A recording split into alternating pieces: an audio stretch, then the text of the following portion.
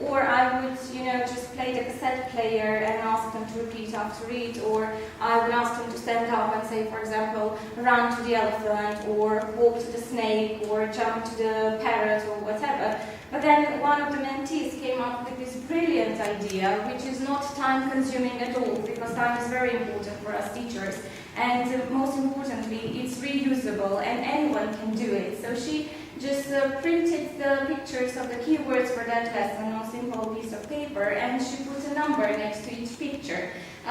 She called it paper ball game, which I have never heard of before, but I've used ever since. So the idea was for the students to stand in a circle and draw the paper ball on one of the pictures, and they were supposed to say the word as many times as the number that's written on the paper. So the students weren't aware that they were practicing pronunciation at that point. They were just having fun, and they just wanted to see who gets the bigger number, or if they can help out and sort of correct the pronunciation of the other students. So they weren't feeling uncomfortable. They were happy to do it, and they felt it's fun and interesting. So I've used it ever since, especially with some words that might be tricky or difficult for students to pronounce. It's a perfect way to practicing without them feeling, maybe not very comfortable in their shoes and being afraid that they might be made fun of or so on. Another game is a memory game. I'm sure that you are all familiar with it. And what I use with young learners, because they're not supposed to write until they get to the 3rd grade, so it's always only, recognizing the written form of the words and pairing with pictures or even the Macedonian translation of the word. So I would organize them usually in pairs, and they would work together, or for example in smaller groups, and then I would walk from one group to the next to see how it goes. But they can't have the control over the situation all the time, and kids as they are, they like to cheat from time to time and use Macedonian more often rather than English during the lesson. So this other mentee that I worked with came up with this brilliant idea of involving the whole class in a memory game competition. So she divided the class in 2 groups, and she put these big pictures on the board for everyone to see, and all of the students from the class were involved at the same time. So they were very eager, they were competitive, they wanted to win, so they participated equally, and it wasn't in their interest to cheat, so they were really into the task and they performed it well. Another thing that was also very important with me during the work with the mentees was that what we created during the time together. So the previous examples were things that I've learned from it, and in the next slide you're going to see what we created together. So I always want to say to not just them, the mentees, but generally when I talk to other colleagues or students, that you don't teach the textbook, but you teach the language. And I've heard this when I was a student myself, but I wasn't really aware what the teachers or the professors meant. But when I started working in the school, I realized that the textbook, I have nothing against textbooks, but this is only our gun, but the power is in you, because the students can learn their best from the teachers, not from the textbooks. So this is how you need to show them how to use the textbook and what to do with it. And also, I like to avoid the traditional way of teaching when the teacher enters the classroom and says, open on page 5, it's exercise 6, you read this, you read that, fill in the gaps, and so on. So in this way, as I told them, you can use an exercise or an activity from the book, but create it interactively, so give your own self into it, so make it unique. So as you can see from the pictures, they've created these wonderful interactive posters and flashcards. And that poster in the middle, the purple one, is about plural of nouns and the spelling of plural of nouns. So they would just go to the board or a stick or point or color things, read text, move around the classroom, a lot of matching and a lot of fun. So this is also something that was really valuable to me, because all of the materials are reusable and they are still in my school so that I can use with my students. Some of the mentees took some materials with them so they can use in the future, but the most important thing is that they've learned that they are capable to create the materials on their own, and they can make wonderful lessons on their own. Another benefit for me for this whole experience was in terms of my enthusiasm, because when I started working as a teacher, I was really enthusiastic about what I can do about my students, and I wanted them to be happy when they come to their lessons, and I didn't want them to feel, that they're bored or, there's nothing fun for them to do, just writing during the whole class and so on. And I would take these bags with me every day to school with different toys or posters, materials, and I would spend a lot of money, to make my lessons interesting. And what I've heard from the older colleagues were sometimes comments like, "Why are you doing this? No one will ever thank you for your effort," or "You get the same salary, what's the point, why bothering?" Or I would hear themselves talking among each other like, "Let her be, she's at the start of her career, she'll come around, you'll see," and so on. So to be honest, I work in a small satellite school with 4 colleagues that I meet every day, and I'm very happy to be with such teachers and in such environment. But from the rest of the teachers, the older ones, when you hear this every day, it sometimes makes you wonder whether you're doing it right or wrong. So it really shakes your confidence from time to time.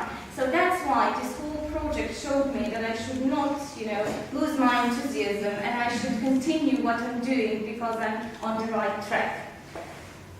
Now, being a mentor itself was a bit challenging for me, to be honest, because it's something completely different from being a teacher. You teach the students, you go to university about this, you gain experience, but this was my first experience as a mentor, so, the pressure of being a good mentor to my students was really big, because I was the one that they talked to every day, or that they plan the lessons with, and, even a single word of mine might shake their confidence, and maybe they might lose interest in the job, and, they wouldn't feel comfortable in continuing this career. And on the other hand, if I approached them well, maybe I would even make them love this job even more and inspire them to become a good teacher. So I had to struggle with this, daily, and being very careful with what I say and be careful with the choice of words. But I have to say that I'm very pleased, because I got positive comments or feedback from all of my mentees, but especially from one, which is very important for me. When we first met, she said, I can't imagine myself being a teacher. I could never cope with the lesson. I'm not sure about time management. I'm not sure about the activities that I need to choose. I'm not sure if the kids will love me and how I'll do, and so on. So she was completely, even from the start, like she decided that she's going to fail in the end. So she didn't have any hopes that she would be capable to conduct a whole lesson on her own without any failure and without help from the side. So when at the end of the whole project, she said that this has been one of the most memorable and best experiences of her life, and that she said that the project has come to it, and it was the biggest reward and acknowledgement for me, for that matter, to show me that I performed well in the role of the mentor, and that definitely I would like to continue in that sense. So I would say that I looked upon this experience as a unique personal development, because teachers in Macedonia don't often have this chance to take part in, or they do, but I don't know for what reason. Maybe sometimes it's finance, or for some reason we don't learn about the new events in our country or abroad, and then we miss the deadline to apply. So we, at least from the primary school colleagues of mine, I see that we don't have so much opportunities for professional development, or if we do, as we've heard in the previous presentation and the one earlier this morning, we sort of look upon it as a burden, because it's very time-consuming and it requires for a lot of work and effort, and we already have to do so much in our schools, so we sort of don't feel, we don't have the will to do it. But when you work closely with somebody else, it doesn't have to be a mentee, a student, even with some of your colleagues, this can be a unique professional development, because I've seen that I can learn from everyone, because they've learned from me and I've learned from them. So I would encourage you to Dream big and do not let anyone to shake your confidence, and I would encourage you to accept every challenge in the future and to share your ideas, because by sharing your ideas, as I mentioned before, everyone can learn from you and you can learn from everyone.